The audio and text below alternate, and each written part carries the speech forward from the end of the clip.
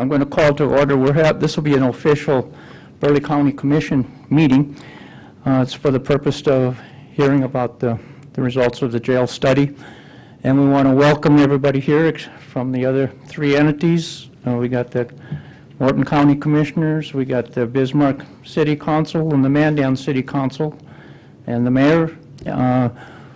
We welcome you. I think the way I want to start is let's go by each entity first, and if you would introduce yourself. I'd like to have the commissioners introduce themselves first, and if there's any other elected officials from your entity or department head you want to introduce, do that.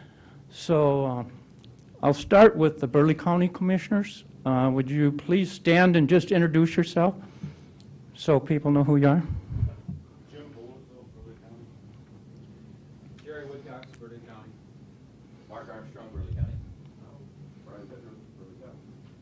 And do we have elected Burleigh County officials here? I know there's Auditor Glotz sitting back here.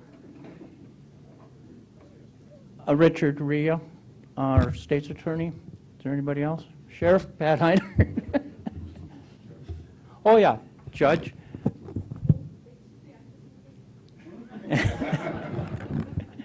Okay, let's go to Morton County. Please introduce yourselves as commissioners.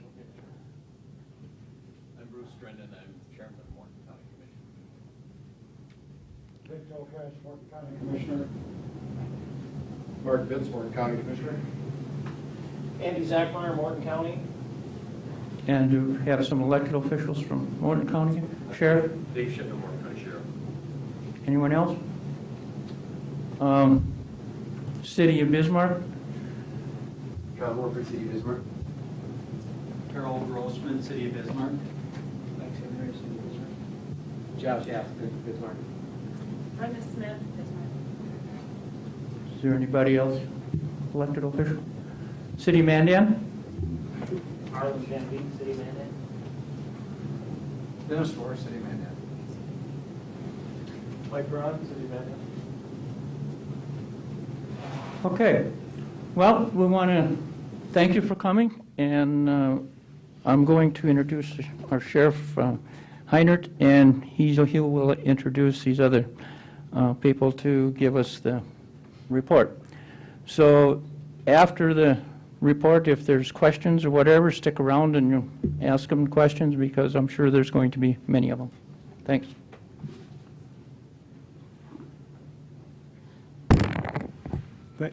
Thank you, Commissioner. Just a couple comments before we get started tonight. This has been a long process for a jail study for us. It started last year in, I believe, April. We were doing the interviews of Kimmy and Associates and the other groups, and then May came along and postponed everything for the remainder of the summer because we all got a little busy, if you recall. Some of you may not remember last year because it's kind of a blur. We were talking about that the other day, and we can't believe how fast last year went by us. I'd like to thank Dennis Kimmy and Kimmy and Associates and Rick for their patience in dealing with both Burleigh County and Morton County in reference to the study, and postponing the study last year and them adhering to the contract that we had. Just as a brief introduction, I'd like to let you know that today we had 173 inmates in the Burleigh County facility and 38 in the Morton County facility. So that's 211 inmates in Bismarck and Mandan that we were caring for today. That does not count what the city of Bismarck has directly at Bismarck Transitional Center. Those are not counted in those findings. So tonight we're going to see a PowerPoint presentation and description of what the jail study has determined for both Burleigh County, for Morton County, and then as a combined unit in combining them into one. I thank you for your care and concern. I look forward to working with each and every one of you in our process of making sure our community stays safe. So with that, I'll introduce Dennis and Rick, and they are our consultants, and they will make the presentation. Thank you for coming tonight. Okay. Yeah, same for me. Thanks for everybody for coming out. I really appreciate this kind of attendance. I know it's an important issue, but I'm pleasantly surprised to see this much interest. I've made presentations like this in front of a handful of people where you'd think there would be a lot more interest. So I appreciate all of you taking the time on a nice summer night to come out here. Again, my name's Dennis Kimmey. Our firm is Kimmey & Associates. We're in Champaign, Illinois, and I'll tell you a little bit more about our firm, but we are just solely criminal justice planning and design specialists. And with me is Rick Hoganson. Rick's an architect from Fargo, and I got to know Rick because we jointly worked on the design of the Cass County jail facility and are now just finishing up work on the Cass County Courthouse addition. So Rick and I have become good friends and trusted colleagues, and I was glad that Rick consented to help us on this project, particularly insofar as evaluating facilities and doing a lot of the hardball assessment of what it is that we have to work with the jails. We have 95 slides. I'll give you an advance warning. But the good news about the 95 slides is about 15 of them are title slides. So, and the reason we have the title slides is just to break it up and to keep track of the different topics that we want to talk about tonight. So it's not too bad. And every slide, by the way, has a, with the exception of the title slides, has a number in the lower left corner. So as we're going through the slides, please take note of a number of the slide if you're interested in that topic and want me to come back to it, or Rick to come back to it and answer a question about anything you see. While we have 95 slides, actually I've got another 30 as backup slides because there are a wide variety of topics we tackled, but we decided that it was like information overload to go through them all. But I kept them anyway in case a question does come up and we can answer it with one of those slides. But I promise not to get into those unless you start it first, okay? So again, I appreciate your coming, and I'll just start to roll through the slides. I don't know how to get that up on your screens. If we can make a switch there. There we go. Okay. Well, let me start off with the, if it'll go, let's see here. Can we get it to move? There we go. Just again, this is just a background slide about ourselves, so you know who we are. Our firm has been in business since 1980. We've been in Champaign, Illinois the whole time. And our entire interest as a profession is to plan and design criminal justice facilities, which for us includes not just jails, but courthouses, law enforcement centers, juvenile detention, and community corrections. At this point in our practice, we've been involved in 110 projects, and they span the nation. We've worked in the Northwest in Oregon. We worked down in the Southeast in Florida. And most recently, we actually did consulting for the Republic of Panama on a new prison project that they're doing there. Interesting country to visit. If you think that our prisons are nice, relatively speaking, they are. When you go down in the third world and see a third world prison, it's a real eye-opener. But we have worked this a long time, and one of our claims to fame is that we got the opportunity to do research for the National Institute of Corrections and produce from that the Jail Design Guide, which is probably the longest running document that the NIC has. It's now in its 24th year and 3rd edition. And it's probably the primary document out there that helps people design jails. So if you're interested in that sort of thing, it's accessible online and downloadable as a PDF if you really want to learn how to become a junior jail designer. Like I mentioned, the other claim to fame probably is that if you want to actually see our work close by, as I mentioned, Rick and I both work together on the Cass County jail design and now on the Cass County Courthouse that's opening shortly here. In fact, that's my next stop because I have to do punch lists on the security systems to make sure the installations are correct according to the construction documents. I want to start out with what our mission and our scope was per the request for proposals that we responded to. And, you know, as the sheriff mentioned, that we interviewed then on and then contracted for. But we had really would boil down to two basic goals. You know, one was to identify short and long-term jail needs and to examine multi-county possibilities as the way to solve the jail problem. And I guess the real bottom line was to recommend an option that is the most economical and efficient. And as you'll see, there's going to be a lot of numbers and a lot of cost assessment in here, and that's really what drove a lot of what it was that we were doing. More specifically, the task that we were asked to tackle within that was, to the extent that the data was available, to do a profile of the in-custody jail populations, to analyze inmate population trends and then project long-term bed needs for the jails. Also, to do a survey of what's possible with alternatives to incarceration to see if there were some significant opportunities to reduce bed counts. Then to develop a master plan for Morton County on its own, Burleigh County on its own, and then look at a joint option. So we are actually looking at 3 possible solutions at once. and then to identify alternative uses for the existing jails if our options included doing something different than utilizing the existing jails. And then to do space needs projections for those jails based on specific things like housing type, because as you'll see later in the presentation, there's very different ways to handle jail housing, and they lead to different costs, different shapes, and different designs. And then to try to put cost estimates to all of that, and that goes back to that core issue of finding the most economic and efficient route. Okay. And by the way, I'm assuming right now that what I'll do is I'll just go straight through the presentation, then entertain questions when we're done. So like I said, if you can, note a slide that you want me to go back to and note your questions, if you will. Okay. Now, this is a question we dealt with from the beginning. Why would anybody consider doing a multi-jurisdictional facility? And kind of the phrase we put to it when we actually interviewed was, what advantages do we seek by doing so? The first and most obvious is, can we save money in construction of facilities and in their operation? One of the things that we found, and we wanted to see if we could attain this, when we merge populations, we find that their overall peaks, the degree to which they deviate from average, falls. So with multi-county, the question is, can you actually wind up building fewer total beds if you go together than if you had to build separately? And then also a basic efficiency of operations when we get to the basics of a jail. And again, for a lot of, a lot of the public, a lot of the citizenry, people unlike yourselves that have to deal with the jail on a typical basis, a daily basis, they don't realize that a jail, they think it's just housing or just beds, but in fact, usually in our experience, roughly 40% of the space in a jail is devoted to what it takes to support the operations. Things like food services, laundry, health care, utilities, visiting, booking, and so forth. And so we looked at the option of, or the opportunity to attain efficiency of operations. And then efficiency of staffing. As again, most of you know, while the cost of building buildings is high, over time the costing of operating them is even higher. And for a jail, because it's a 24-hour-a-day, 7-day-a-week operation, staffing frequently is anywhere from 70 to 80% of the operational cost. So that's a huge issue to consider. And can you find ways to get efficiency, particularly in certain categories like administration, basic security, which includes things like master control centers, management of male and female populations, and general support. And then is there advantages to handling special needs or small group inmates better? A common thread in current jails is that they have to take on the responsibility, and I think the sheriff mentioned that to some degree, of handling special needs populations.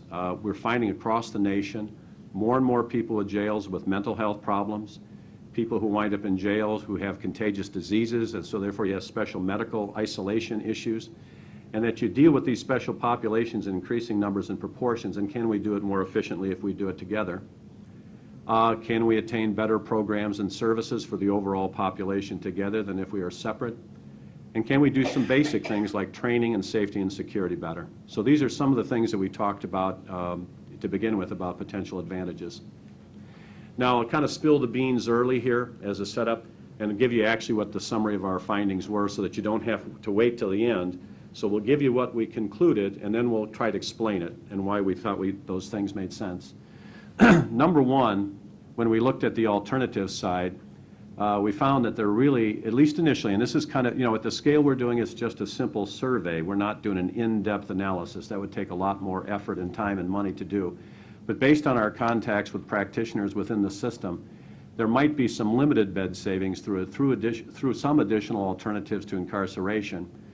But in large part, they are offset by what I would call relief from suppression. In other words, there's a lot of things going on in the system in recognition of overcrowding, where decisions are being made that lead to less detention or less incarceration on a sentence basis that the practitioners aren't necessarily comfortable with, and that if there were more beds, adequate beds, we may actually get a bump or a surge in the population. From our projections right now and the track that you've been on and what's out ahead of us, we see that future bed needs will greatly exceed existing bed capacity. The sheriff kind of gave you an example of that with his own facility with 173 today. What I don't think you did mention, Sheriff, is that the jail is rated for 138 beds. So he's already running populations well in excess of their ability to accommodate them within the building. Existing facilities as they are, based on our assessment, have major space deficiencies and also inefficiencies the way they're configured. The existing sites that you're now on, in our minds, are too limited for efficient, flexible, and cost-effective jail expansion at the scale and magnitude required. We think that the existing facilities can be renovated for other functions and can address other long-term county space needs at lower cost than new construction would entail. And basically then, new jail facilities on new large sites are recommended. We've also found in our studies that combined jail facilities will require fewer beds overall. The combined jail facilities would cost less to build overall as compared to separate facilities. And combined jail facilities would require less staff than would separate facilities. So now from this point on, we're going to try to explain why we think these things and why we're making these recommendations. Number one, we'll tackle the issue of opportunities to reduce bed needs. And in getting to this, we basically interviewed about, I think it was 14 different practitioners in both Morton and Burleigh counties, judges, state attorney, probation, people that were involved in the system and making decisions about who gets in jail, how long they stay there, and whether they get out or not. So in Burleigh County, and by the way, just as a color coding system, when something specific to Burleigh County, we use the light blue title block. Morton County, we have a red title block, and if it's combined, we have a purple title block. So that'll kind of clue you into what we're talking about as we go through this. Right now, basically, Burleigh County, maintains a range of what we refer to as standard alternatives to incarceration. They include things like ROR, which means release on recognizance or personal signature, bonds, as an example, on the front end. On the sentence side, fines and probation. So that's standard stuff that we would expect to see, and they are here. In addition, you've done some things that not everybody does, other counties, other jurisdictions.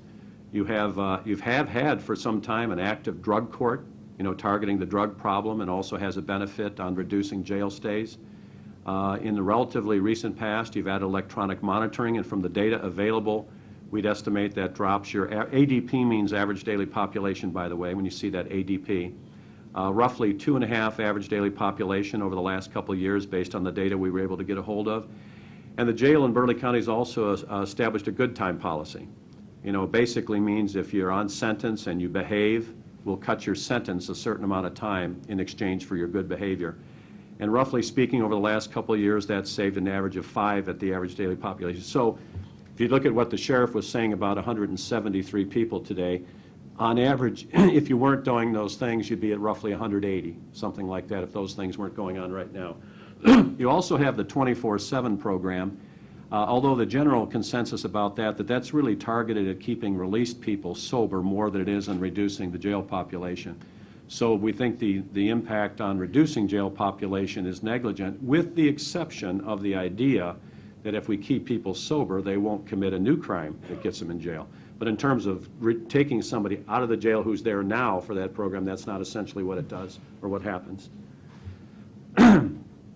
Now, we talked about future ideas. What might we do, given the population we have and the perspective of the practitioners, to reduce the population further? And the principal idea that we came up with was idea of a pretrial day reporting program where the individual might report to the same 24/7 staff. If you're familiar with that program, people on 24/7, they check in at the jail at the beginning of the day and they check back in at the end of the day, and there's staff at the sheriff's lobby that checks them in and administers a test to ensure their sobriety.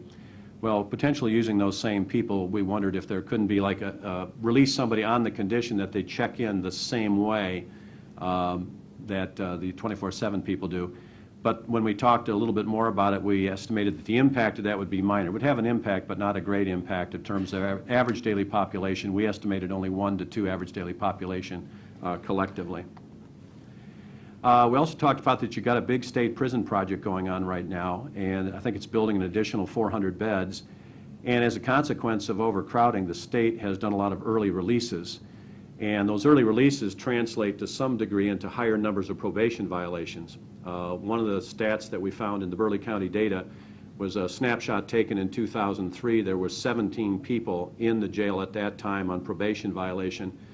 We did another snapshot here in 2012, and we found 37. So there's a huge increase in probation violators.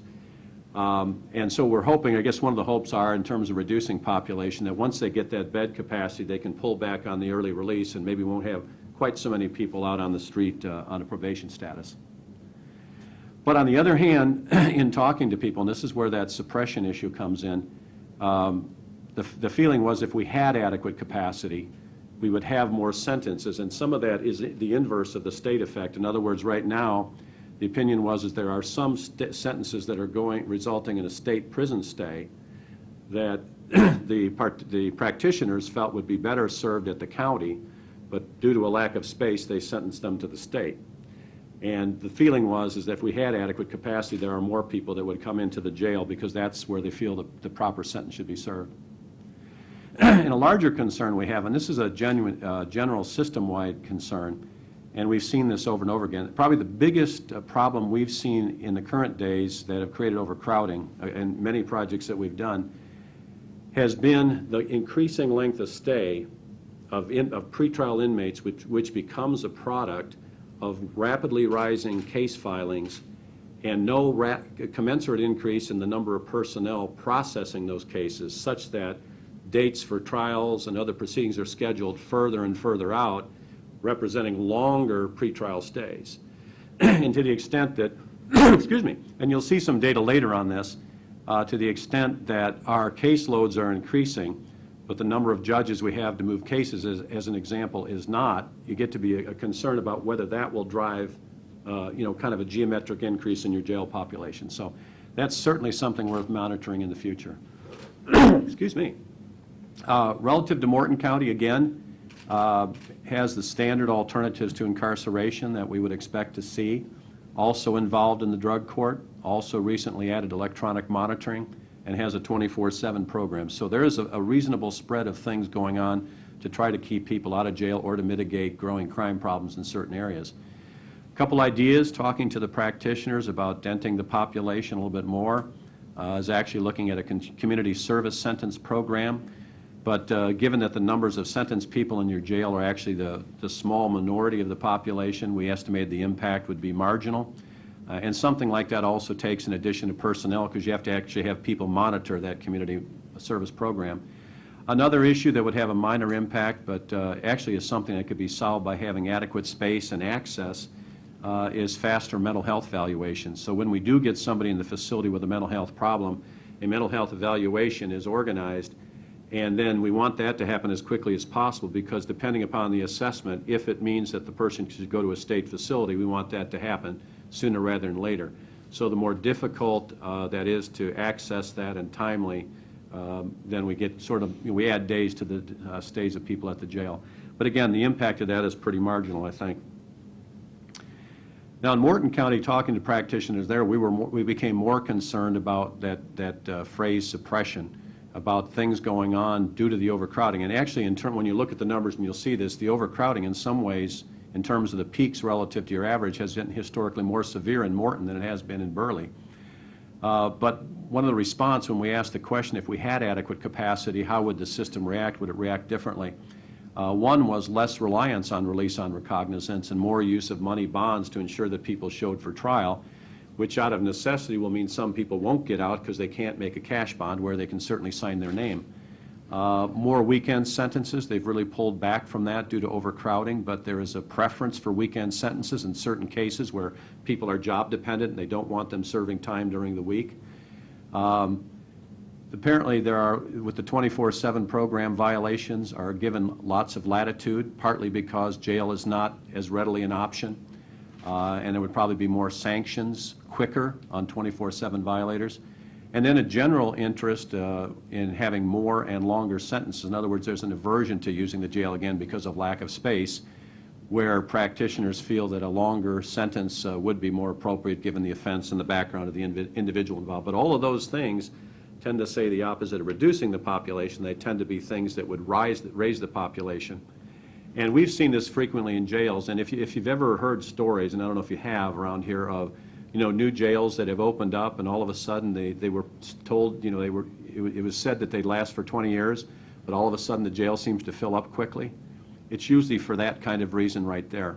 that there are these things going on that weren't recognized, such that when the jail opens up, there's this bump in the population because now the practitioners are able to affect the policies that they think they should and are not qualified by how many beds they think aren't there. So what we concluded at the end, based on the information we had, that there's kind of an upward pressure in the range of a 10% increase in your population for these different suppression issues. And where that comes into play is when we did our projections, we did it based on the historical data, but then we added a 10% increasing factor for this. Well, one of our basic missions then was to project bed capacity needs into the future. And we did them in two sets. The first set is what we call the base bed capacity projections.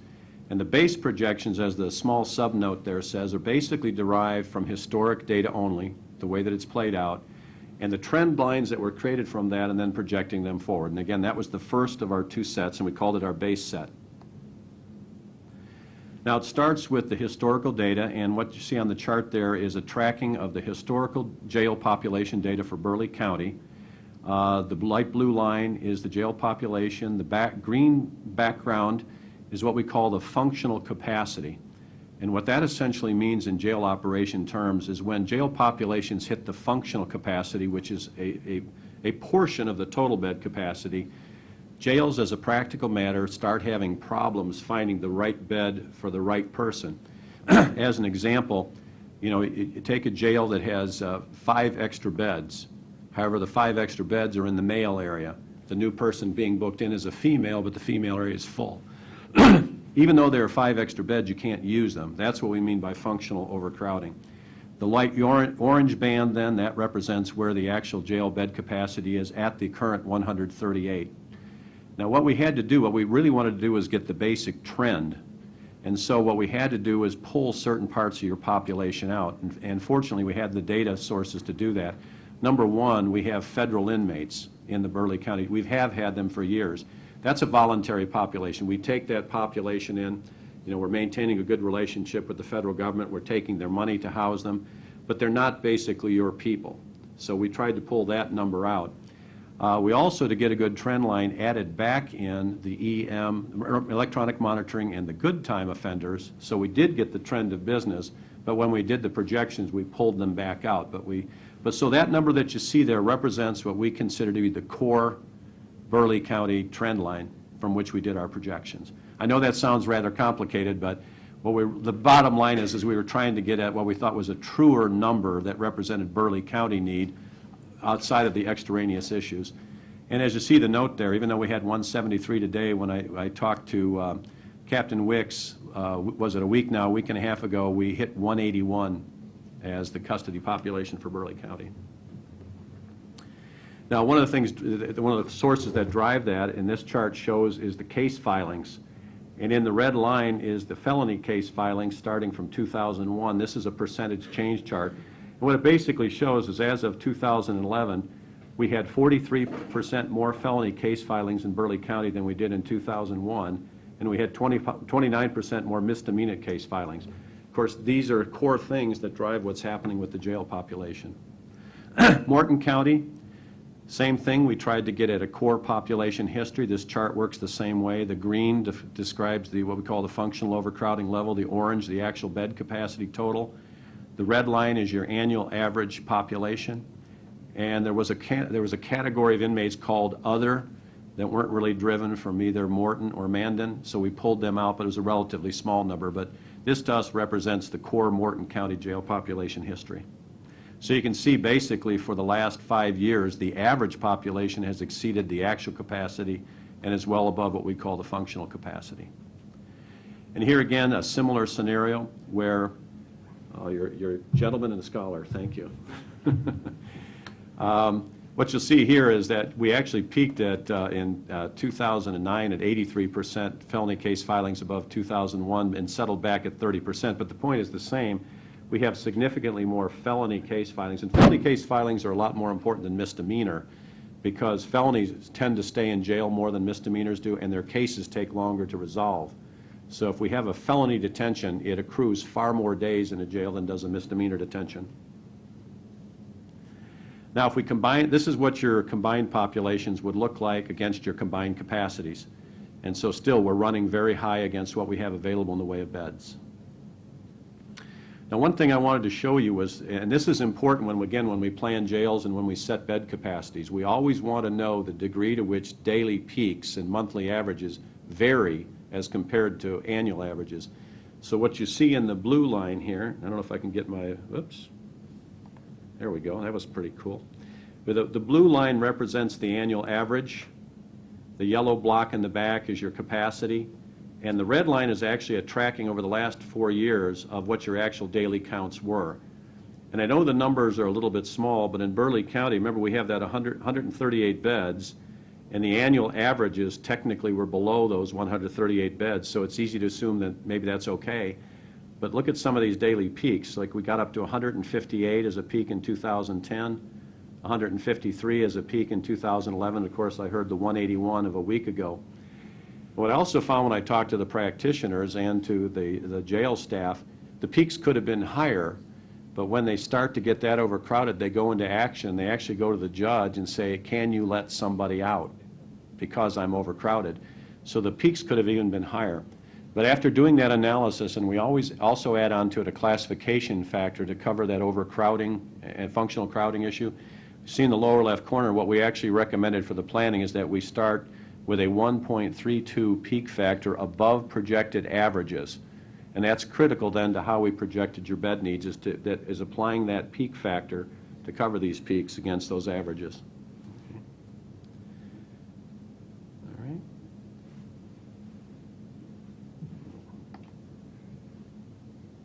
There we go. Morton County, same type of chart, but here you'll see that the peaks are even more extreme against the average. So where we're averaging about 40 a day against our 48, we've hit peaks like 63, 67, 59. So that leads, when you calculate that and the average peaks along the way, we actually recommended a 1.45 peak factor. And what we do is as the populations go up, by the way, we start to drop them because the truism jail populations are the bigger they get, the peaks tend to fold in, they become smaller. But our opening peak factor and our projection for Morton County is 1.45 to handle these peaks and the need to separate and classify the inmates. Combined, the peaks actually tend to flatten out a little bit. And we did find what we found elsewhere is that when you merge the populations, the peak factors aren't as high, because what tends to happen is when Burleigh's high, Morton's not. When Morton's high, Burleigh's not. And so there's kind of an overall flattening when you merge the populations. And so the recommended peak factor there, if you remember 1.32 for Burleigh, 1.45 for Morton when they start, is 1.27 for a combined facility. So here then are our first set of base projections for Burleigh County. What we're looking at, you can see the chart at the bottom goes from all, we were asked to project in 5-year increments, which this does, and we ran them out to 2035 as a reasonable planning window. And what this basically shows is by 2035, as an example, we project an average daily population for Burleigh County of 231 and a bed capacity to handle peaks. And again, we are shortening the peaks as we get bigger, but peaks and classification factor of 294 beds. So that's our base recommendation for Burleigh County. For Morton County, by 2035, we're projecting an 88 average daily population, and because it was having more extreme peak factors and it is smaller, 123 bed capacity by 2035 is our base projection. Combining the two, and with that smaller peak factor that's justified by the way the data came out, 319 average daily population for a combined Burleigh-Morton County facility and a 390 bed capacity. And hopefully you can read this table. It looked big when I made it. I don't know if it looks big enough now. But what this does is it takes, you can see there's the first base projections, separate county projections. Let's see if I can get the arrow working up in here. And then this Burleigh County in blue, you know, the bed capacity projections from 2020 through 2035. Morton County in red. And there's the 294 I mentioned to you for Burleigh and the 123 for Morton, which totals 417. The 2035 projection for the joint facilities was 390. which is 27 less or 6.5% less bed capacity in a combined facility. So the conclusion is, in our minds, combining facilities saves beds. Then the second projection we called the boom bed capacity projections. When we came up here, I have to admit, not that we live in a glass bubble in Illinois, but I wasn't aware of what was happening in the state with the oil exploration and the boom issues that are coming up. And so I came aware of studies that have been being done about the boom and projections about local capacity or population projections here. So we did a second set of projections that added the influence of what was the boom growth that's been anticipated. Now, one of our sources there was a company called URS who in February 2012 was really doing what they called a travel model review study, but they were doing a pretty detailed analysis of the populations of the two counties and what was happening with them. And they basically came up with 3 model scenarios. One was what they called business as usual, and even business as usual has a pretty significant growth element, 10 to 15% growth in population over the next decade. They had what they called a moderate boom scenario, which projected 25% growth over the next decade, and then the boom scenario, which was pretty striking at 41% over the next decade. Now, the jail history, running up to like 2010, 2011, really wasn't, from what we can tell, feeling the boom impact just yet. So we used that as the departure point for laying on the 41% level, basically we did. Now, one of the interesting conclusions they came up with, and I don't know how you feel about this, but based on their analysis in comparison to other communities who had boom scenarios, what they concluded is that the boom effect would be about a decade worth. And then after the decade's worth of boom impact, you'd go back to that business as usual, which is that 10 to 15% growth rate. And so there, I kind of got ahead of myself, but to create a good projection range to try to cover the bases here, we decided to do that second set, and what we did is we created a factor that was really kind of a multiple of the change in population, applied that factor to the base projections to get what we called the boom projection scenarios. And so this is the first of them. This is for Burleigh County, and I don't know if you can kind of see it here, but there's a part of the line that accelerates faster than it did before, and then the line sort of moderates and doesn't accelerate as fast. That's where we're doing the boom adjustment in the first part of that, and then going back to the business as usual adjustment afterwards. And where that left us at 2035 was now a 284 average daily population with an expected 355 bed need. And what was interesting is the 2025 bed need of 292 under the boom was almost identical to the 2035 base projection of 294. And there's a significance to that I'll bring forward in a moment. We did the Morton County projection. Again, we did a bend of the line for the boom scenario, the boom decade, and then flattened it back out to the business as usual. And now the 128 bed projection became 143. And again, the 2035 base projection was 123 beds, and the 2025 boom projection was 117, or very similar, very close to that. When we combined the numbers for the two counties, the 2035 bed projection rose to 468 beds for a combined facility. And again, we noted that the year 2025 boom projection of 384 was very close to the 2035 base projection of 390. Everybody like all these numbers? Let me know if you need to stretch and get up and shake the mind loose on all that stuff. Trust me, I was the guy that figured all this out, and so there were days when I was just swimming, with all the numbers floating around. So here now is the summary again. If you're doing the comparison, again, one of our basic missions was to compare doing separate things versus doing common things. And at the end of the day, we came up with a similar difference. The separate facilities were 498 beds. If we did a combined facility down at 468, 30-bed difference, or 6% less overall was the conclusion. So again, the conclusion was straightforward. Combining facilities saves beds. It reduces the total amount that has to be built. Okay.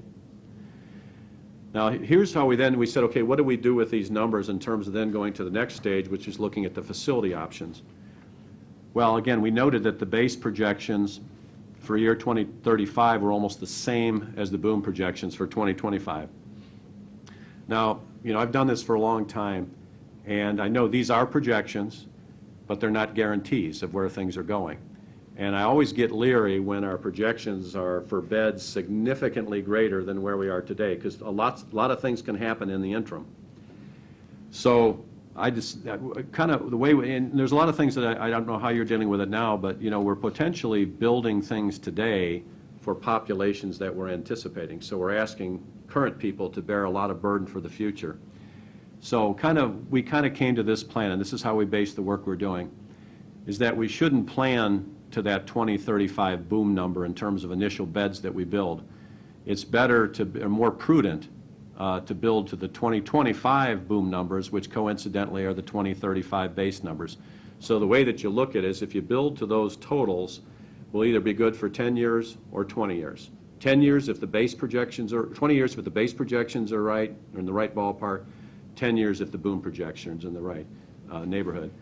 But then when we look at those core support elements, those things like food service and laundry and inmate property storage and all of those kinds of core capabilities, which often are hard to expand because they wind up in the middle of a building, you know, we're better off planning those to that 2035 number.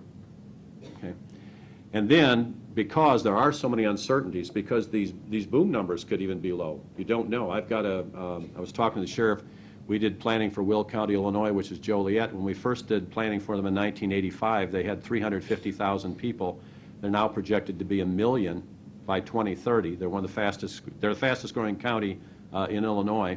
They're Collar County of Chicago. When we first worked with them, the average daily population in the jail in 1985 was about 120 to 140.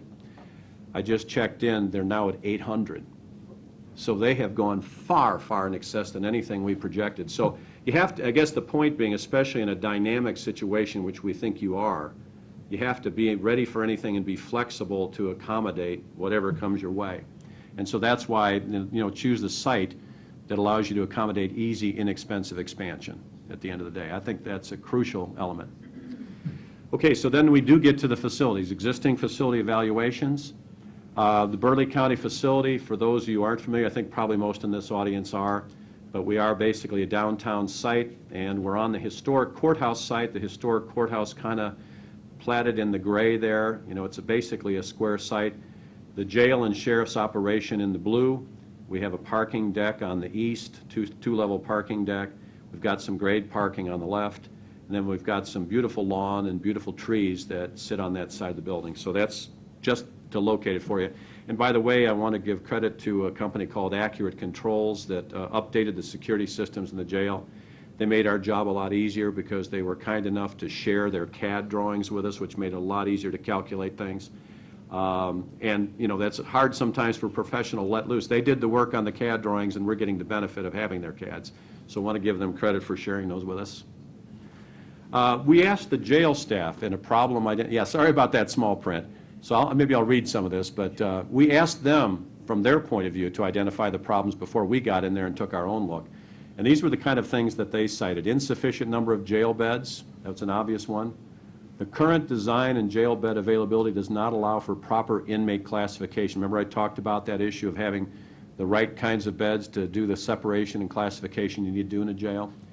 Insufficient space in the current booking intake area, temporary holding cells and observation cells.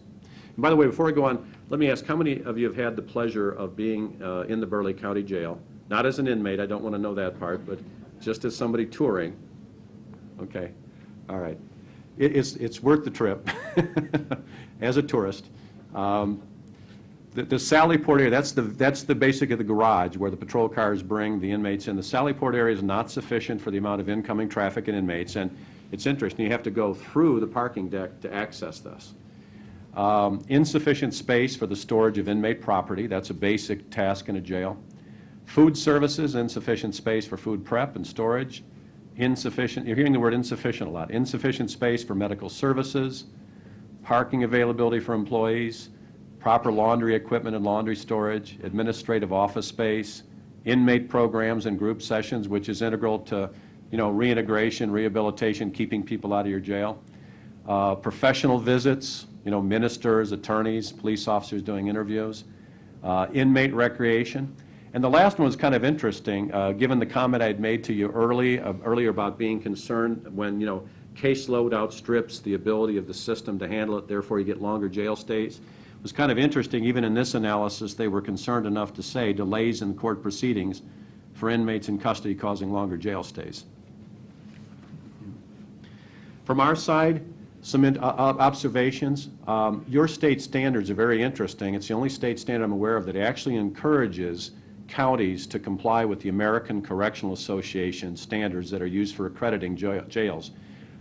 In the American Correctional Association standards, they require that 10% of a jail's capacity be in single occupancy.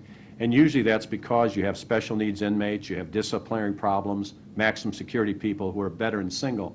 There's only one single occupancy cell in that jail. In order to handle all the people, everything is doubled in the jail, double occupancy.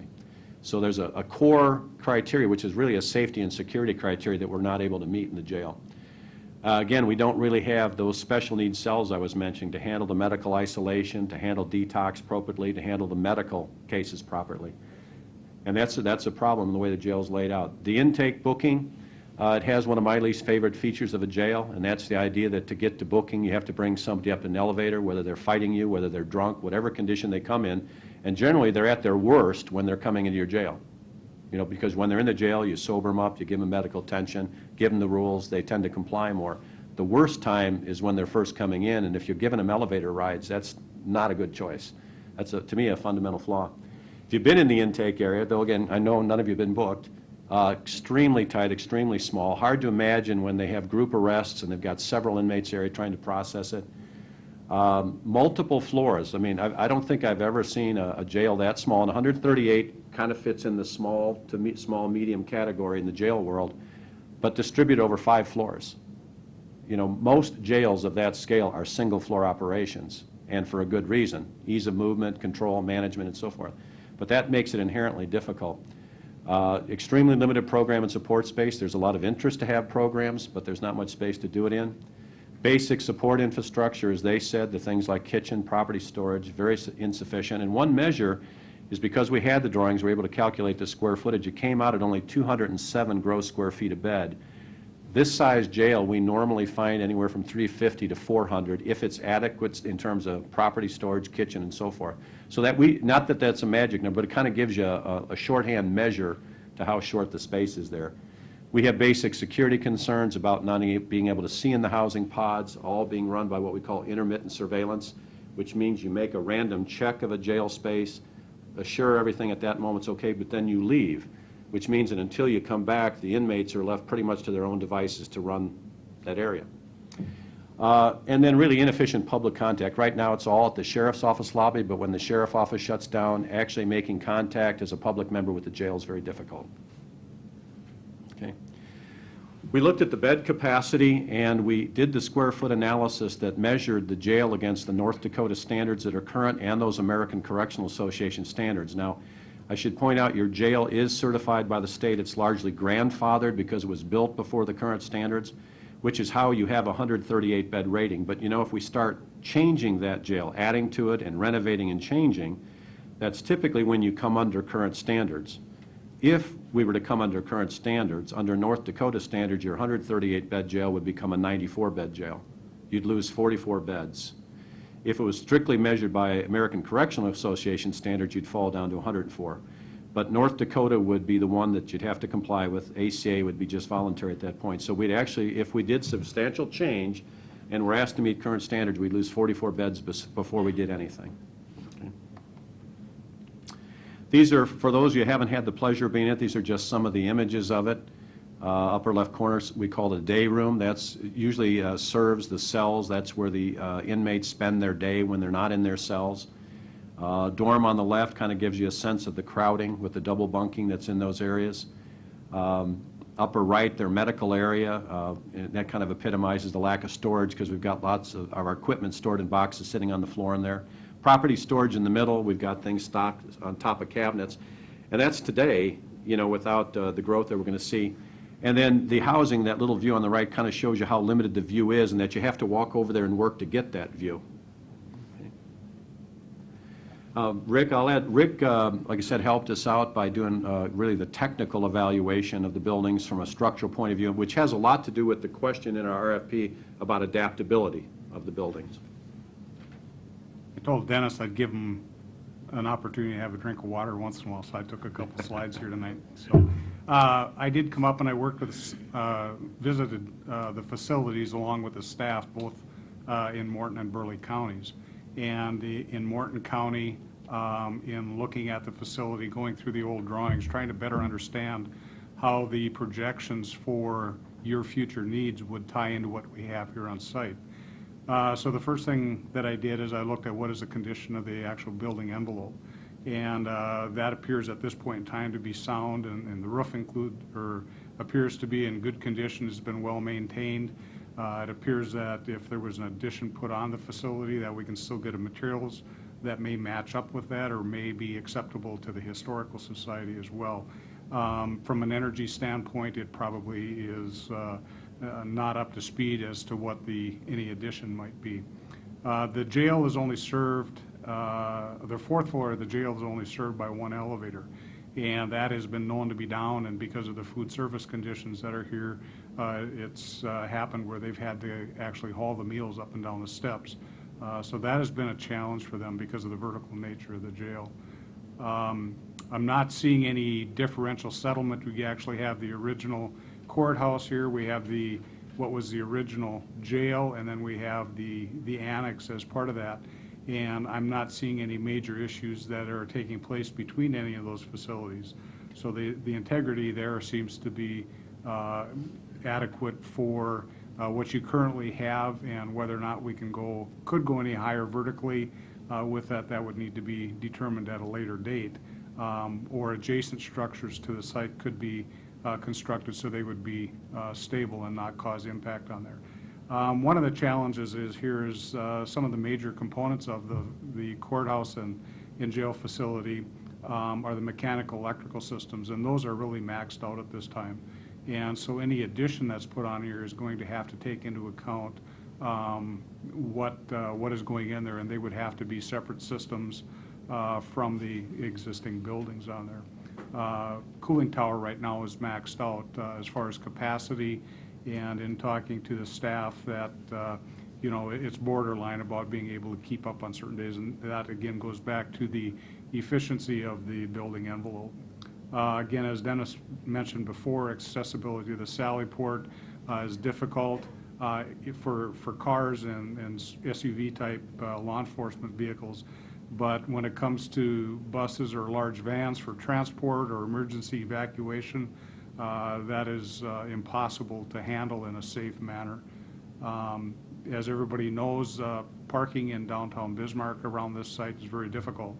And it's difficult now, and any future addition is going to increase the traffic at this location, and it's going to be a bigger challenge yet than what it is. So anything that is constructed would probably have to include some type of parking structure below grade on there to address those issues as well. The original jail that's there is a little bit difficult to renovate. That doesn't mean we can't do something with it, but the construction type and the floor-to-floor is only about 9'5", so that makes it a little bit of a challenge to get our mechanical systems in there, but that doesn't mean we can't find a use for it. With that in mind, I guess the positive thing is the rest of the jail does have adequate floor-to-floor to create other spaces in there should any portion of the jail be relocated off-site, and so that could be expanded to satisfy other county function needs. We have not gotten into that. I think that's a whole different study as far as what the additional needs are of the courts and anything else that the county might want to put into those spaces on there. So.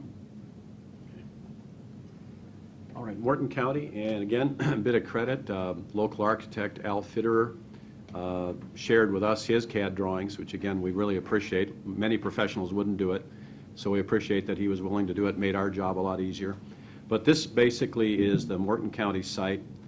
These lines describe the property line around there. The building, which houses the Mandan Police, the Morton County Sheriff, and the jail, is basically here. This is an apartment building, and south is to the left. There's the north arrow. North is to the right. And that's basically the property we're working with, and there's the alley, and then there's a bridge or a skywalk that goes over to the courthouse, just for orientation. And this is the property line of the new apartment buildings that are on the east side of the building. Okay. This was the take by the staff at Morton County, and again, I won't belabor it at all, but you see the word inadequate. The first 9 lines start with the word inadequate.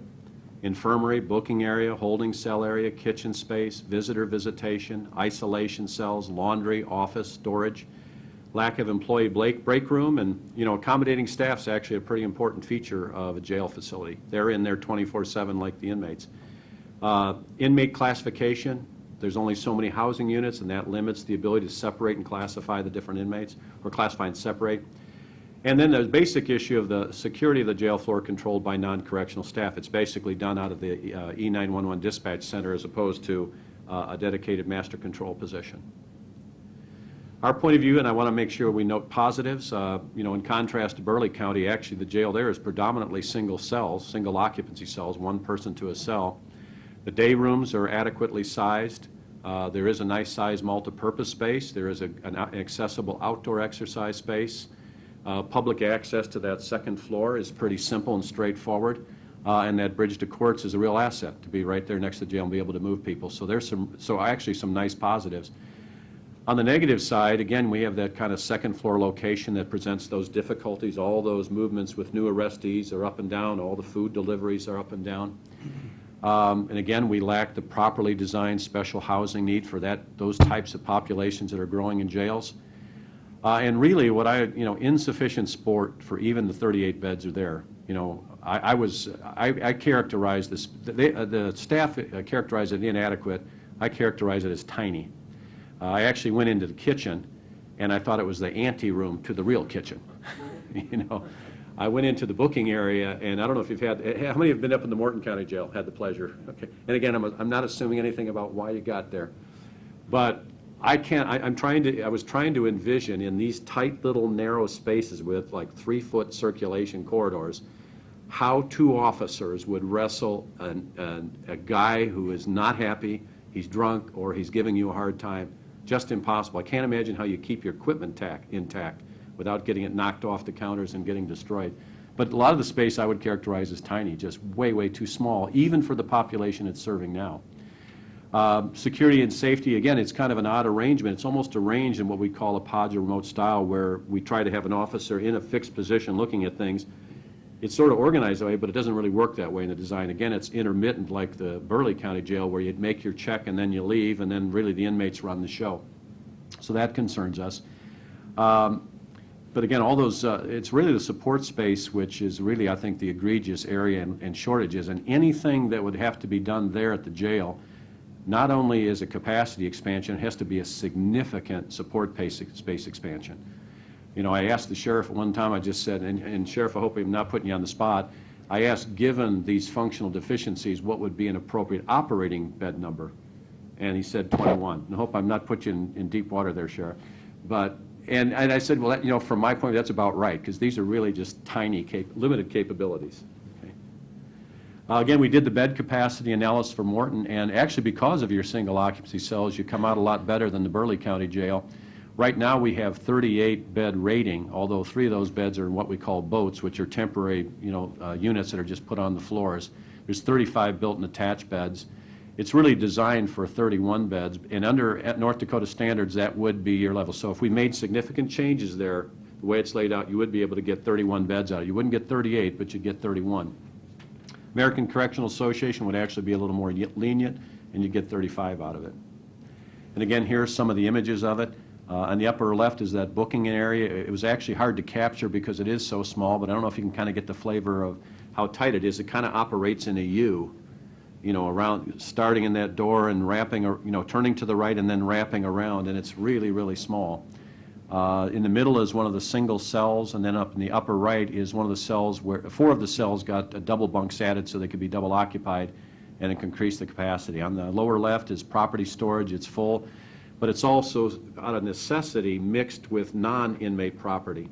And most jails these days, we sort of treat inmate property like we treat evidence. We put it in secured, isolated spots so that things can't disappear. You know, money, wallets, whatever can't disappear from them. The kitchen, again, it's kind of hard to grasp it in that shot there, but again, when I walked in, I thought there was more to come, but that was it. And it was highly, highly inadequate, and certainly not enough to handle more capacity. All that stuff would have to be changed, in our opinion. Rick, technical? I'll regress back just a minute to Burleigh County and include Morton County in this conversation, because I was talking about the ability to reuse the spaces in both of these jails for other uses. And a lot of that has to do with the actual structural system that was used in both of these facilities.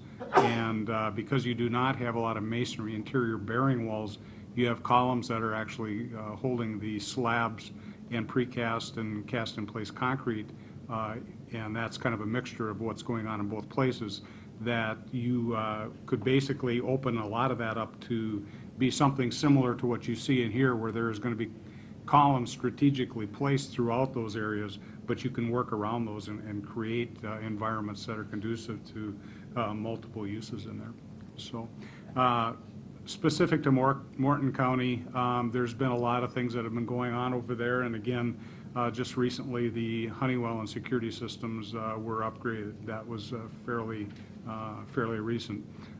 They had the underground fuel issue from the railroad that didn't allow the use of some of the space in the lower level for a significant period of time. It's been cleaned up, and they've been able to recapture and use that space for their needs.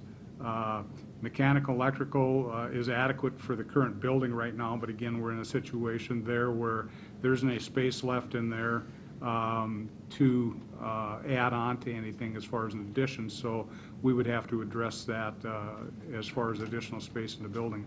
The nice thing about Morton County is if there is a reuse of some of the jail space that's in there, the interstitial space up in the attic of that building, it's pretty easy to, and I say easy to because it's not all buried, but the mechanical system could be fairly easily rerouted to other areas to handle offices, those types of spaces without creating additional space in there.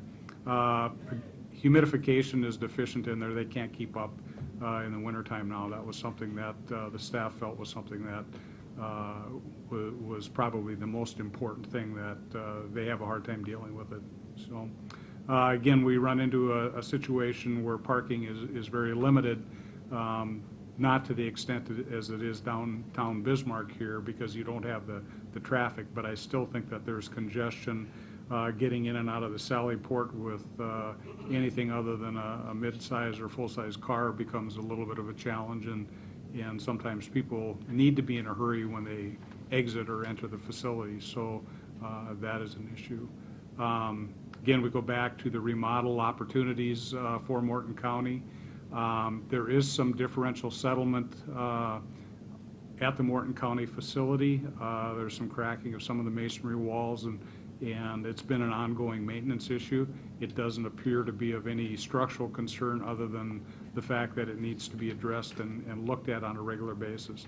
The cell walls are masonry, and if down the road this becomes a different use, the removal of those walls will help that differential settlement and probably take care of what might be or what could be a future problem there. Again, we get back to court holding or court transport facility there, or expanded county or city offices within that facility could be compatible uses. All right, I'll try to breeze through this quick, but we were asked to break down the jail population. A couple interesting things. We had good data from Burleigh. We had a snapshot done in 2003. There was a snapshot done in 05 and 06, and a snapshot in 2012, and that allows us to kind of track changes. This slide shows that the female population really hasn't changed much over that time frame, Where the growth really has been in the male population, which went from 81 in 2003, which is the blue bar, down to 120.5 on the multi-day snapshot we did. So all the increase were in the male population.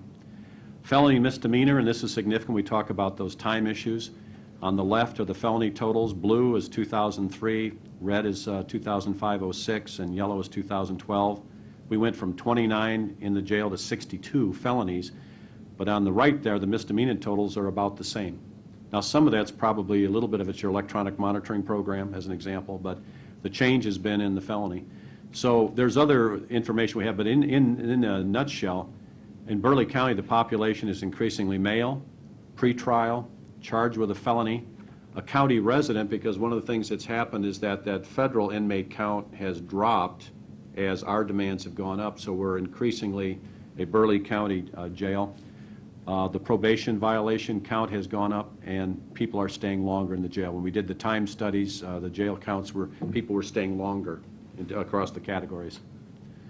Morton County population, the most significant thing that stuck out to us is that while we showed that the female population in Burleigh County was about the same, the female population in the Morton County jail went from 10% of the population in 1995 to 19%, almost doubled as a proportion of the jail in that same time frame. So that's probably the biggest thing we had on the profile in Morton County. All right, housing and space needs, and moving on to the space. I mentioned housing concepts with you. We talked this through with both counties about how they would like to approach housing in the future. This is one preferred housing type. It's what we call podular, remote, or indirect. And this graphic shows basically what amounts to if you see the yellow spot in the middle, it's an officer in the middle looking out with clean lines of sight towards a series of housing units. So there's a large group broken down into subunits for the classification purposes, and the cells then are on the perimeter and they're stacked too high. Okay, double, so there's cell over cell with a 2-story day room. And the reason for that is to keep the footprint smaller of the housing and to keep the face of those cells closer to the officer than you would if you put everything on a single level. And then other support things like visiting and exercise is part of it. This is a diagram of, I mentioned Will County, Illinois, Joliet. This is an example of one of those pods. On the lower left is actually an elevated control station where the officer sits, and their eye height is right at the floor height of the mezzanine level cells. So there are cells above cells, and they're accessed by those stairways you see like that. But the key to this is that the officer is in a position to see the inmates all the time. There's no more of this, I check once an hour, and when I leave, the inmates run things, and I hope things go okay. You're actually on them, watching them all the time, and this significantly increases your safety. Another method is what we call direct supervision, and this is generally used with compliant classifications of inmates. And this, again, are large pods of large numbers of cells, and the officer is actually in the pod with the inmate, and they're actually managing them from within. And an example of that is if some of you, I heard earlier when we were talking, have gone to Cass County. In our facility there, we have some of these direct supervision housing pods, and there's an illustration of the cells stacked over each other. The big part in the middle is the day room, and that's the officer station. They're right in the mix. And the idea is that by being in there, they're actually managing the population. They're stopping problems before they become serious problems. And it actually does work. Things wind up being safer and more compliant. And the internals of that area can be built a lot less expensively than a typical jail cell area. Okay. So for Burleigh County, the plan, and on the left, I'm not going to go through it, it's too small, but we actually broke it down by the kind of pods they would prefer and what would be in the pods. The essence of it is we came up with 6 pods trying to create a staff-efficient ratio, and they added up to 306 beds, a mix of the indirect surveillance and direct supervision, and we have a variety of pod sizes from 40 inmates in one pod to one pod with 72 beds. And and the mix is of single cells, double cells, and dormitories. And then from that, we then estimated, and again, you can't read it in detail on the left, but we actually made estimates based on their descriptions of what they want to do, of what each component, the booking, the visiting, programs, and so forth would be. And basically came up with the 306 beds and sized it for a core of 354, which is 2.7 times the original number of beds you have, the 306 is, but basically 120,000 square foot building, which is about 4 times bigger than your current jail size. and that comes out about 395 square feet per bed. Morton County, we came up with 3 housing pods of that indirect surveillance or direct supervision type, totaling 128 beds. The pod sizes from 40 to 48, and again, the supposition is one officer is watching 40 or one officer is watching 48, but there's an officer assigned to each one of those housing pods. And with the Morton County plan, we went with single cells and double cells.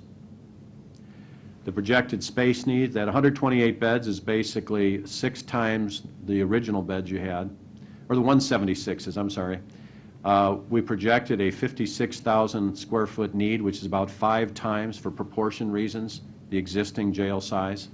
And that comes out at 440, or right in that range we would expect. So we felt good as that as a back check. Now, if we combined 402 beds and 9 housing pods, and again, the pods are significant because they help us describe the square footage, but also the staff, which we'll be projecting shortly. Again, indirect surveillance or direct supervision, or in other words, concepts where the officers are always watching the inmates. They're not walking away. They're always watching them. Pod sizes from 24 to 50 beds and a mix of single, double, and dorm. That led to an estimated 158,400 square feet, which in total is about 19,000 square feet less to build than if we built those 2 separate facilities that we described. Okay. Then looking then at the facility options that spring from these amount of square footage needs, we basically considered 2 options in each case, what we called the options 1, and in Burleigh County we called it 1B for Burleigh, Morton 1M, and combined 1C. But 1 was basically adding downtown by your existing facilities. That was option number 1. That's where we started. Then option number 2 was to say leave the downtown, find a new big site like we had talked about, and try to tackle it that way. And in Burleigh's case, part of that concept was to use part of the old jail for court holding, because we still need to bring people back for court. Same for Morton County. And then make the rest of the space that we're vacating available for other uses for the county, in the hopes that you can renovate and expand some things conveniently cheaper than you could build them brand new, so that there's sort of an offset to a degree of some of these costs.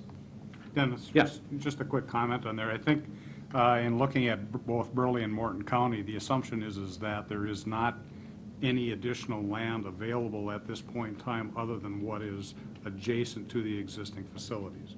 Yeah. So if it was acquiring or demolishing a piece of property or something, then that may be a different scenario than what this recognizes. Yeah, that's a good point. And we also did not make any assumptions about moving people out of your buildings. In other words, take the state's attorney away and take it for jail. That we didn't make assumptions about that and didn't know what their needs were in that regard. Basically, what we're not recommending. Sorry, did I offend the state's attorney out there? Sorry about that. Who wants to move out and give us jail space? We should have taken a poll. But at any rate, I mean, the bottom line, as we note there, was that none of the option 1s were recommended. We're not recommending them to you. We're recommending the options 2, which are the new sites. The Burleigh County Jail site, besides the fact that we lose 44 beds if we make substantial change, or we risk losing 44 beds, here's some of our thinking about why not to use what you have, based on, like Rick said, the parameters we have, not knowing that we can close streets, buy land, tear down buildings, things like that. Number 1, we obviously need to expand on the west side of the jail and the courthouse. I mean, the scale of the need we're anticipating, it's not just going to the west of the jail, it's going to the west of the jail and the courthouse. So we need really, we figure, enough space to go beyond the south of the south face of the courthouse. That would mean all those trees on the west side would be gone. That would all go away. From a historical point of view, you have a historic courthouse. We'd be blocking the entire west side view of that courthouse. We'd have to create light wells, otherwise we'd block all your windows on that side as well. But we didn't figure we could attach to it, but we allowed for about a 20-foot passageway to allow light and view, but now all those workers, instead of looking at trees, are going to be looking at the side of a jail. So those views are gone. And it would be largely a vertical expansion. We figure it would look like a 5-story building by the time it was done, which is in essence 1 story higher than the building that stands there right now. And it would also, given the way the jail's laid out, if you look at where the stairways are and the sides, it would be difficult to make linkages to the existing building through that sides and to try to match those disparate floor heights. So it'd be a difficult and a fairly costly expansion to pull off. And then when you expanded, you'd have to expand vertically. Which at that point, if you went that route, because of the disruption and cost caused by adding vertically, we'd recommend that you consider shelling it. And the net effect is if you were to shell on top or add on top, you'd start talking 7-story appearance of the building, which would in essence be totally dwarfing your courthouse to the side of it. And also when you go vertical, the problem is you create a shape, you create locations of elevators and stairs, and so it limits what you can do. So if things change in the future and you want to do things differently, you're now a lot more limited because you have a fixed shape. And then, of course, everything's growing.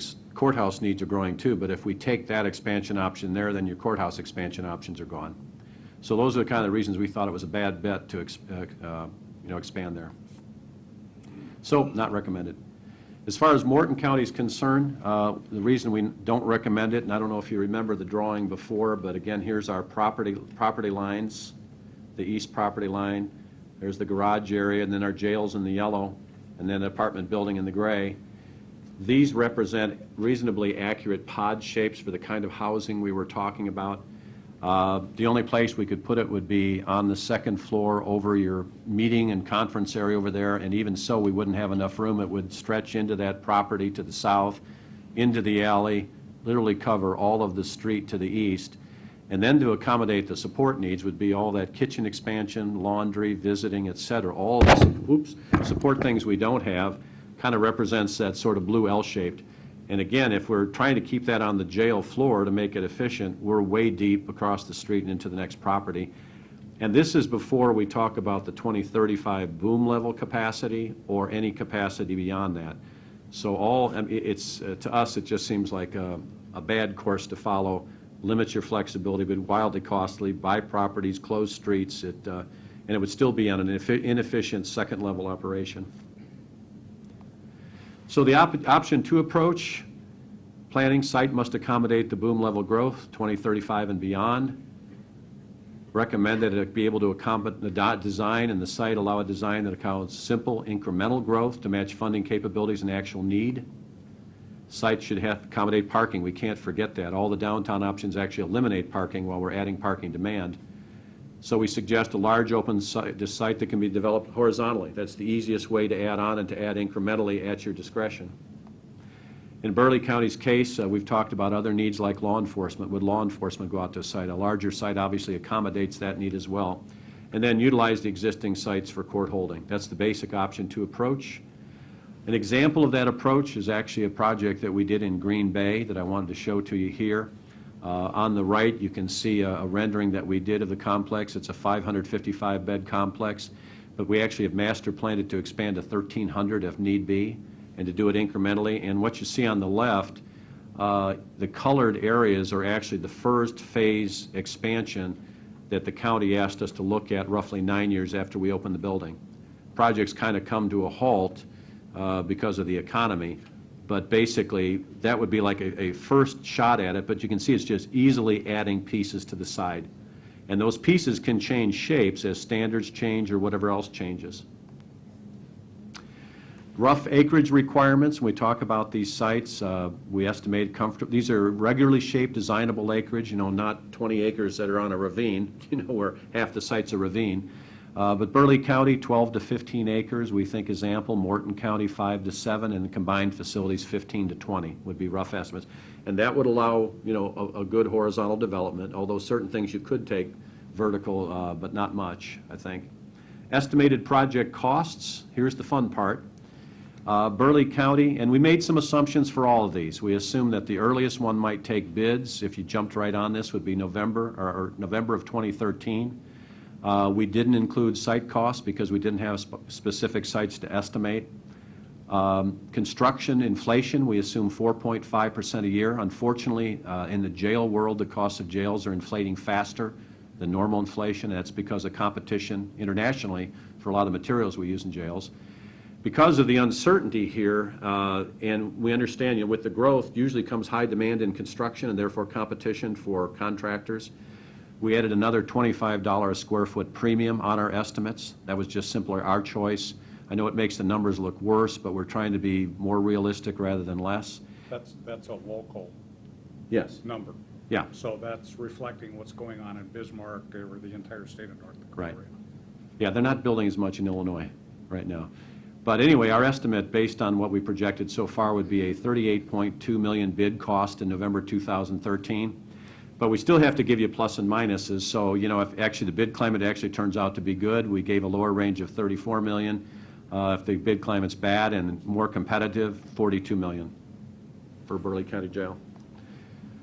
Morton County, same assumptions, $18.7 million with a range of $16.8 to $20.6. For those you want to take notes, that's slide 68, and the previous one was 67. We may want to come back to these. Now, combined facility, again, same base assumptions, $49.8 million with a range of $44.8 to $54.8 million on a plus minus 10%. And then a cost comparison then, you know, and this is the same format I showed you before where the Burleigh County across the top in blue, beds built, number of beds, core supports, $38 million is that average. Morton County, 18, so but if you build two separate, we're estimating about $56.9 million. You build combined, $49.8, or a savings of about $7 million by building together as opposed to separately. Jail staff needs, again, that operational part's a big part. Burleigh County, we're defining your existing staff as 36.7 FTE, and how we're doing that is we counted the sheriff's staff that actually worked down the lobby. Remember I told you about checking in the 24.7 people, greeting the visitors, managing the visitors, actually sheriff's staff who are doing jail work.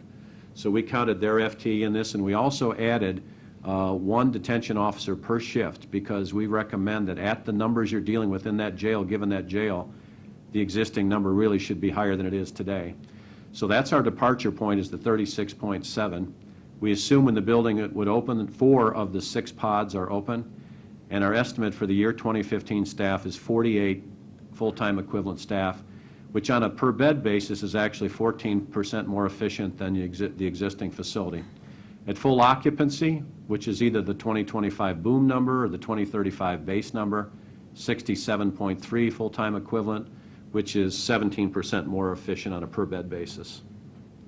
For Morton County, existing staff, we pegged at 20, and what we did there is we included 1 FTE per shift of the E91 operation for the amount of work they're actually doing jail-related, because they control the doors, they control the communications of the jail. It's not just a dispatch operation, so that's added in.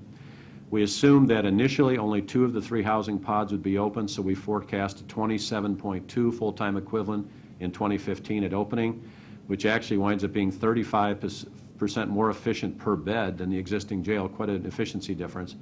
Full occupancy at 36.3 FTE, or 46% more efficient on a per bed basis.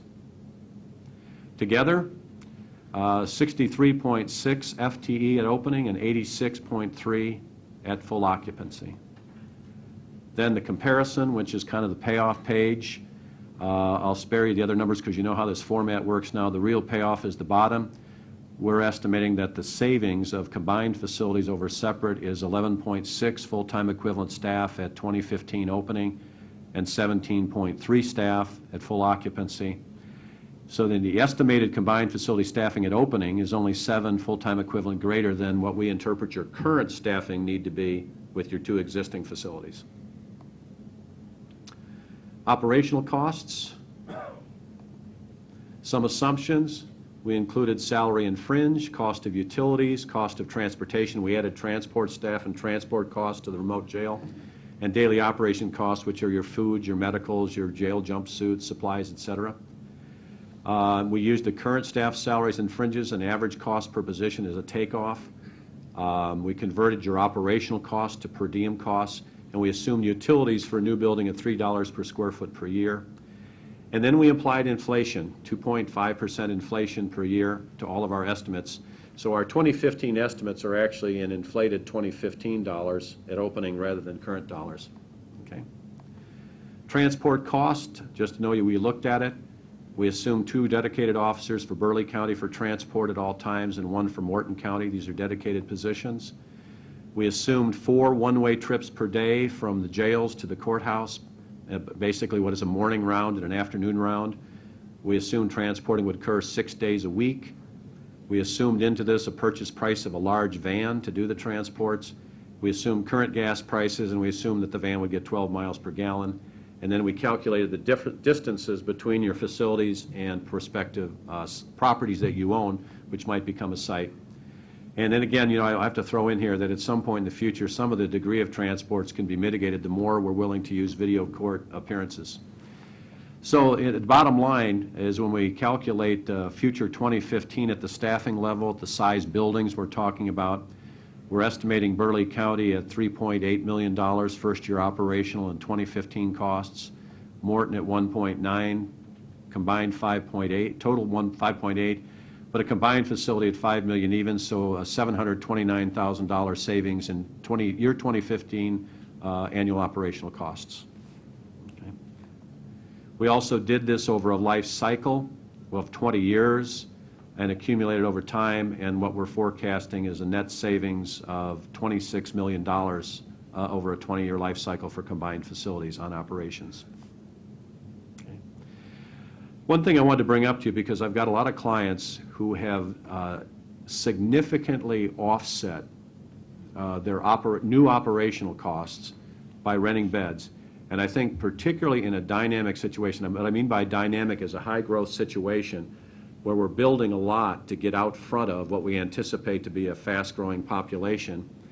It really presents, I think, wonderful opportunities to look at bed rentals to other jurisdictions. You're now renting beds from people. I'm talking about reversing the relationship. And I think in this state, the issue of this oil boom growth, it's really a statewide phenomenon. It's not a local phenomenon. Sometimes I have growth like in Will County I mentioned to you. That was a Will County phenomenon, fast-growing Collier County of Chicago. You have a statewide phenomena going on, and actually it's actually hurting you in the sense that some of the beds that you have had available to you to rent are starting to close out on you. They're not becoming available because they're growing. The state has its own issues. The federal government has issues because they're looking at closing federal courts, and when they close those courts and they start to gravitate down to just Bismarck and Fargo, they're going to be looking for bed rental opportunities down here.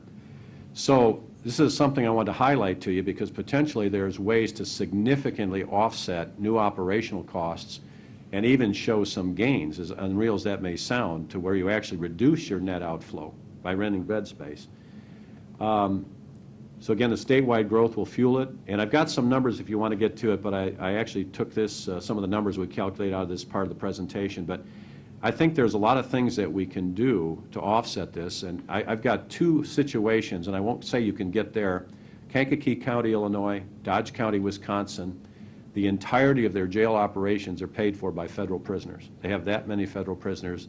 They actually profit from running a jail. Not that that's why we should be in the jail business, but that's the extreme end of the potential opportunities that are out there, and I would recommend as you go forward we look hard at that aspect and look at recruiting this possibility. As far as where should a combined facility go, we actually did talk about this as a joint Burleigh County, Morton County group. Our conclusion as a group at the end was Burleigh County is the best location. There's several reasons for that that stand out in our mind. Number one, that's where the most inmates come from by a 3-to-1 margin. The way we found the courts actually work, we found there's actually a lot of Morton County transports to courts in Burleigh County. So the real court action is in Burleigh County, including for Morton County. There's certainly far more arrests and bookings here, so use of intake centers are higher here. And that medical component and mental health component, which is important, most of those resources are right here in Burleigh County. So in our minds, that tipped the balance over to Burleigh County as the logical location for a combined facility. I hope I don't get you angry with that, but I'm trying to help you move the conversation along here a little bit. Some basic ways to organize if you want to go together. One is you just simply have one owner of the building, and the other party has a guaranteed lease relationship with that county. That's one basic way and probably the most typical way that people cement a relationship. You can also get into joint ownership. I have one joint juvenile project in Will and Kankakee counties where Will and Kankakee are joint owners. And that was hard to pull off. They actually had to get special dispensation from the state because in our state, one county was not allowed to make capital expenditures in another county. So, but the two basic ways are that way if you actually jointly own and develop and you jointly operate it, or one county operates it, calculates a per diem charge acceptable to the other party, and that's negotiated every year based on use and actual expenditures. Making a combined facility reality, it starts with an agreement to work together in a legal framework. So depending on how pumped up you are or depressed you are, I guess, when you leave the room, I would suggest to you that one of the first things that you need to do is if the combined facility in your minds has any merit at all, you know, given what I see as the severity of your problem and that the problem is just getting worse rapidly, I'd say it's time to jump on that and move and find some kind of format, whether it's joint committees or separate committees who consider it and quickly get back together to consider this issue. But that's the key part, is getting that agreement together. And always a key part of it is getting what you consider to be an equitable financial relationship. One of the sensitive areas sometimes for jurisdictions is who does the hiring, where do people come for, how do they get paid.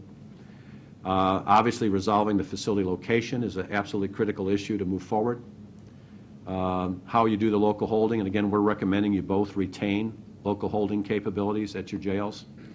To transportation issues, we've even talked about the fact that if you have transportation to the court and you're taking a van drive, then when you're going to the courthouses, just keep going to the other guy's jail, pick up his inmates to be transported over to kind of mitigate the problem for the agencies not doing not holding the combined facility.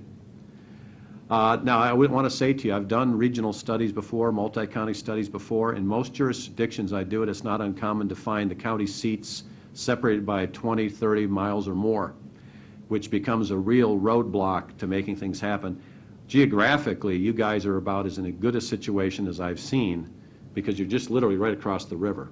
You know, I won't call you twin cities, but I come from twin cities of Champaign and Urbana, and we do a lot of things jointly, but part of that happens because we're just right next door to each other. So we have like joint dispatch, you know, that's own element. We have a number of things that we share, but I think your distances are so short, you actually have a much better scenario to follow through with than what I typically encounter, okay? Then sort of major recommendations, just to start to wrap it up. You know, growth in the demand for beds here is high and it's growing, and that's really daunting. You know, and I think those needs really should be accommodated by long-range plans, you know, not short-term Band-Aid types of things, because I think you'll likely wind up wasting your money and wasting your resources and finding that you got to do it all over again later.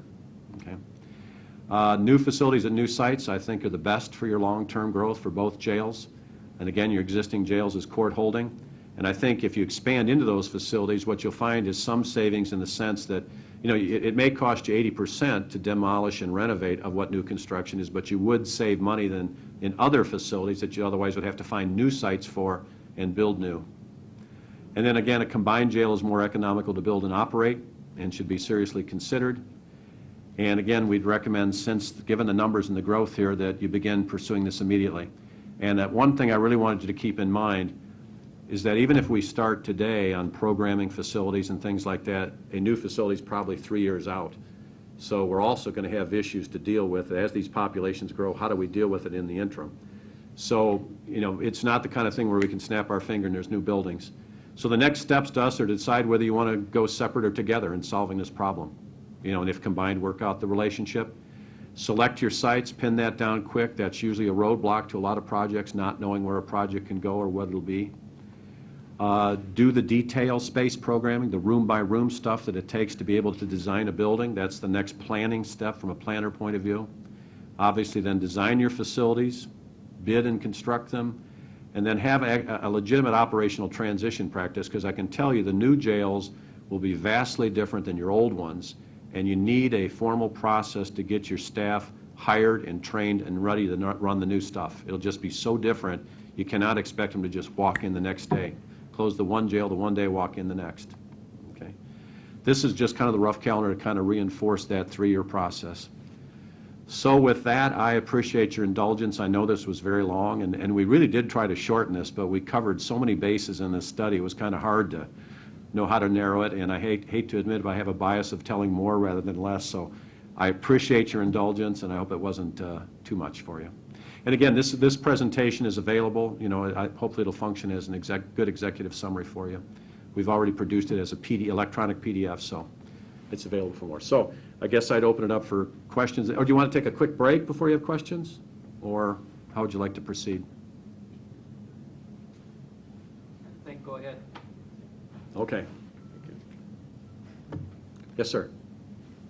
Is there a grant, to build a facility like this here? Do you get much help from grants from the federal government? Are there things out there to help finance these projects? There's not much grant money anymore. There used to be, and of course, a lot of us hoped that the the stimulus funding was going to create a lot of money for that, but it didn't at the local level. The only money, and I haven't checked on its recent activity, but one significant program that has been out there for a lot of years is related to the federal government, and that is if you will agree to guarantee them X number of beds for a certain amount of time, they will kick in a certain portion of your construction money. But that guarantee is pretty rock solid then. So if you guarantee them 50 beds for 10 years, then they're going to demand that 50, and if you get overcrowded, your people will go before their people will go. But that's the only one that I've been aware of recently that may still be out there. But that has to be funded every year, and I'm not sure what the current funding is. When you looked at the staffing needs, did you take into consideration the fact that there's going to have to be some security staff at both existing facilities for the courts? Yeah, That would be primarily during the day. I want to interrupt a second. We need you to come to the mic and ask the question or repeat the question. They Oh, can't okay. hear in the back. Oh, okay, I got you. Yeah, the question was, did we consider what staff might be needed at the existing facilities once we went to remote facilities? What our assumption was is about that transport staff, they would be one and the same as the people who did the court holding. That's why we called them permanent positions. They were not people who had 5 responsibilities, only one of which was transport. That was their job. They pick the people up, they run the holding center when they get there. That was our idea.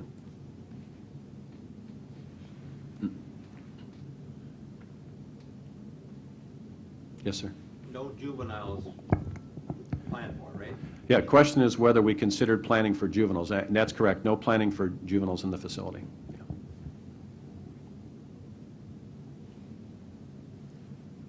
I have a question. Yes, sir.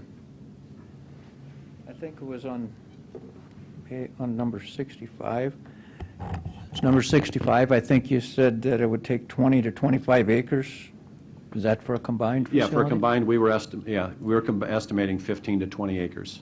Okay, and And that's to cover expansion, that's to cover that's parking. my and to give question, you whether that flexibility. would cover the expansion for future, another Yeah. 20 or 30 years? Yes, yeah, what we were assuming is would be enough expansion to handle that 35 boom projection and more.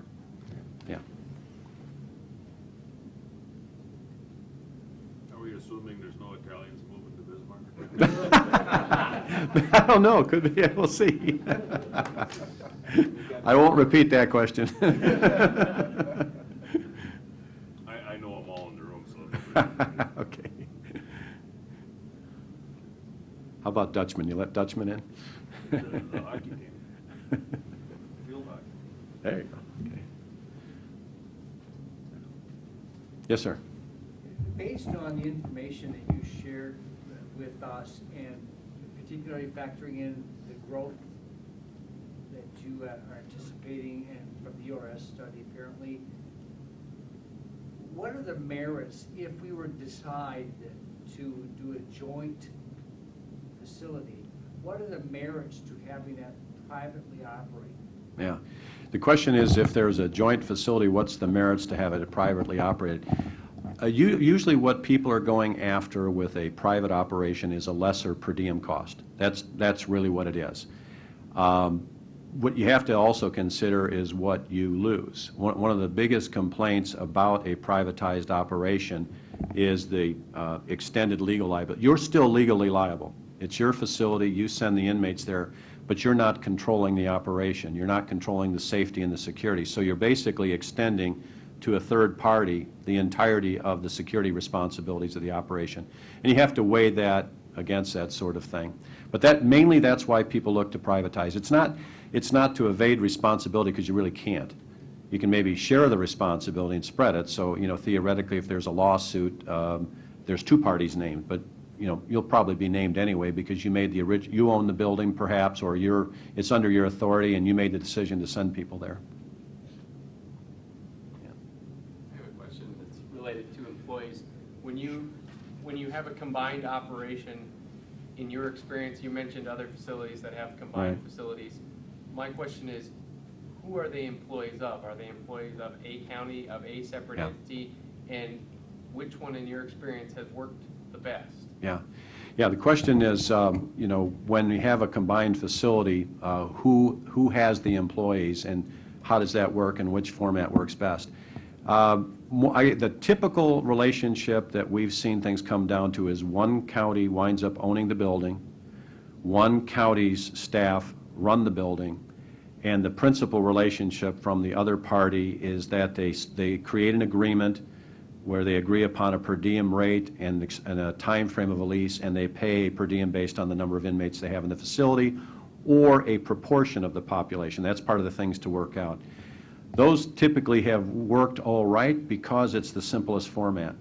It actually, you have to work out more if, like in a Will County, Kankakee, if they jointly own it and they jointly operate it, then what winds up happening is usually you create kind of an independent third-party board, and that board has hiring authority, and sometimes people want to have rules. Well, for every 2 years, I want one of mine hired, and so forth like that. And it gets more complicated in states where, like in Illinois, virtually all of the agencies, the staff are unionized.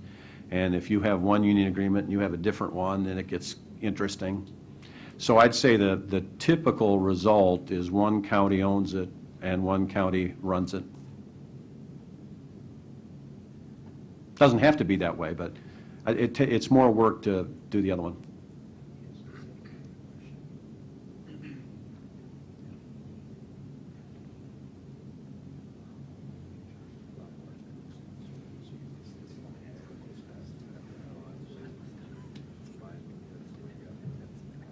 How would they handle that staff? Is there any more questions for Mr. Kinney?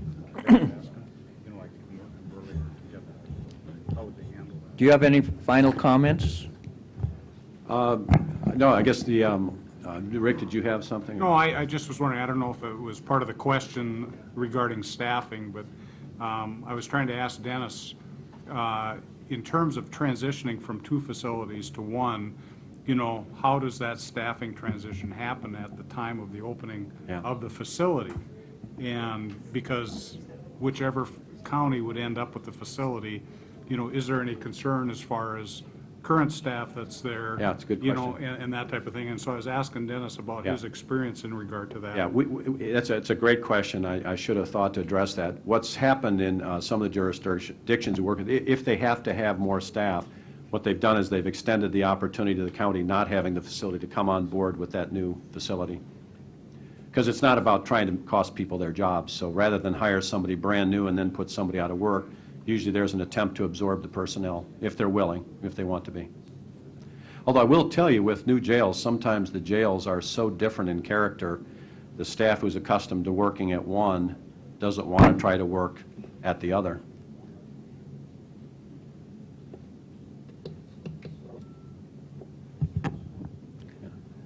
Well, if I hear no further questions, I think we want to tell you thank you. It was a very good presentation.